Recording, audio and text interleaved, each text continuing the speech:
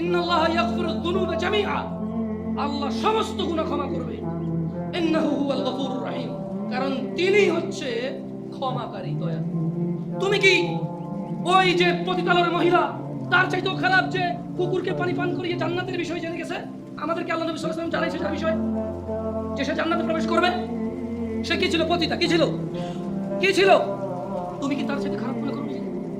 যে আল্লাহ পতিতা কুকুরকে পানি খাওয়াইলে সন্তুষ্ট হয়ে জান্নাত দেয়, যে আল্লাহ 99 জন লোককে হত্যা করার পর যে বলছে ক্ষমা নাই তাকে হত্যা করছে, এরপরেও মনের ভিতরে কেমন জ্বালা যন্ত্রণা যে আমি কোথায় গেলে মাপ পাবো, কেমনে আমি মাপ পাবো, এই যে মনের ওর এই যে দ্বিধা দ্বন্দ্ব যে আছে, তো একজন বিচার করে ফেললে মাপ না পেলে কি হবে, কে করবে মাপ?